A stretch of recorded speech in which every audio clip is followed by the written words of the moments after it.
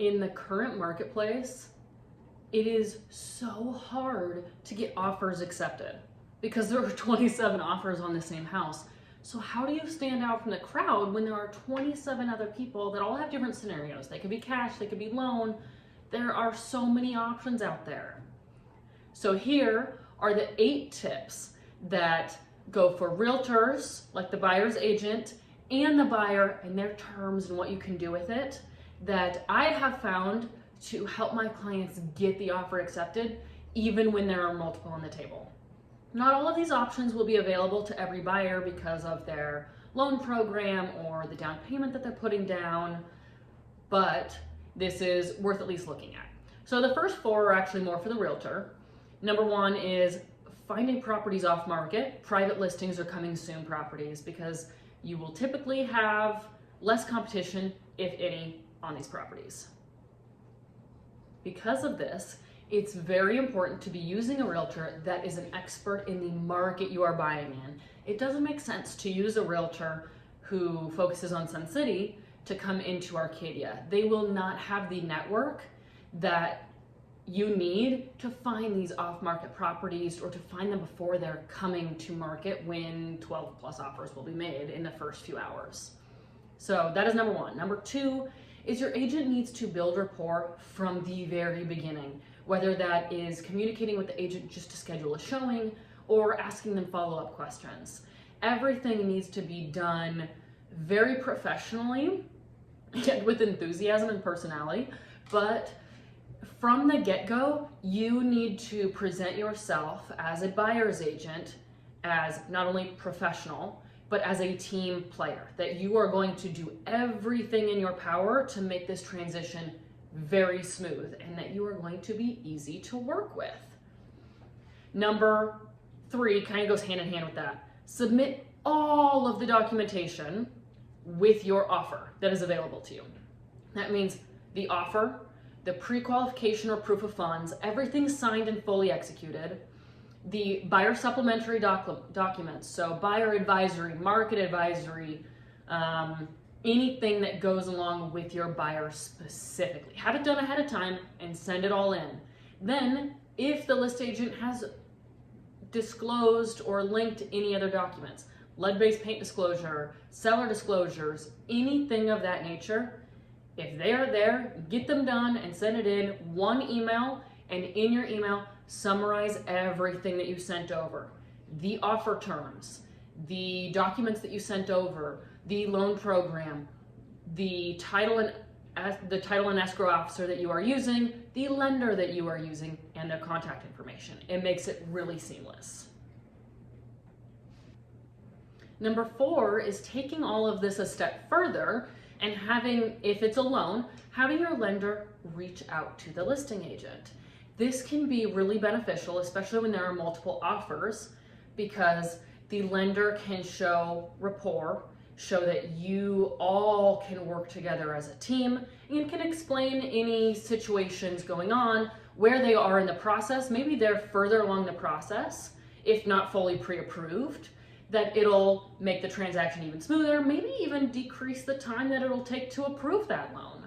So I always have my lending partners reach out to the list agent after we have built rapport and after they've had a chance to look at my offer so that they can digest it a little bit further from the lending side specifically. Now we start getting into the nitty-gritty on what a buyer can do in their specific offer once you've submitted it. So number 5 is make your strong offer, especially in a marketplace like this, from the get-go. So that means purchase price and terms. You're making it strong because sometimes you only get one chance. If you've noticed on a lot of listings, people are calling for highest and best by Monday at 5 p.m. So they're allowing showings through the weekend. They will get all of the offers because they're expecting a lot. As we know, people will get 10, 15, 20, 27 offers. You cannot counter each and every one of those. So you call for highest and best. Highest price, best terms. You get one shot, you submit your highest and best, and the seller will look at all of them and just start eliminating the ones that don't compete, and maybe they go to 4. and they work with those 4 on the best terms. So if you don't submit your highest and best, you might not even be in that category. Number 6 is using an escalation clause. This can be good and bad, and I'll kind of explain why. An escalation clause is when you offer a certain price. Let's say this house is $500,000, and you offer $520 with an escalation clause up to $550, and you will increase your bid automatically by $2,000, $5,000, whatever you want, above the higher price automatically until it reaches that $550 purchase price. So you basically give a price cap, $550, of where you are willing to go to, and if there's ever another offer, that if you start at $520 and somebody comes in at $530, whatever price increment, let's say $2,000, you will automatically go above that. If another offer comes above, same thing, you automatically go above until you hit your $550 cap. Could be good. It's an automatic bidding war, so it keeps your purchase price increasing if necessary. This really only works if the rest of your terms, close date, inspection, appraisal, title company, if all of those other terms are comparable. If not, they'll discard your offer. It also shows that you can technically offer more, or you could have had a better offer first, but are not submitting it. So sometimes that can work against you.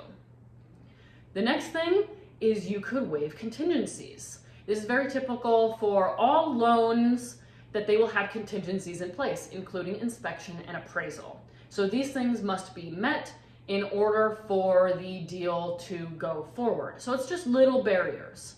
If you are working with a cash buyer, the appraisal contingency is not a factor at all. So that's one less factor or less barrier. If you are working with somebody who is waiving those contingencies, that eliminates barriers. So those are more appealing to the seller. So if you are willing to waive inspection, maybe you're going to do work to the property. This is a way that flippers and remodelers and investors and developers have been getting properties for years, is they will offer cash, so the appraisal is not even necessary, and then they will waive inspection because they're already going to do everything anyway, so they don't need it. So that's all, there are no barriers now. So this is a way to do it. You could waive inspection. Maybe you know that that's the only way to get the property and this is your end-all be-all house and you want it. That's a way to do it. Maybe it's only a few years old, so you know the majority of the house is pretty new, so it's going to be little things that pop up. Who cares? Little things like that. Maybe you waive the appraisal. Some people do not have this option, either because they don't have the cash on hand or they are getting a loan and don't have any amount, if the appraisal were to come low, to justify that difference or to come up with it at all. So then you're just shooting yourself in the foot. Some people do have this option. Eliminate those barriers and you are in a better position against other offers. Something to keep in mind with appraisal. If you, let's say the property again is listed at $500,000, you offer $520,000, you waive the appraisal comes back at $500,000.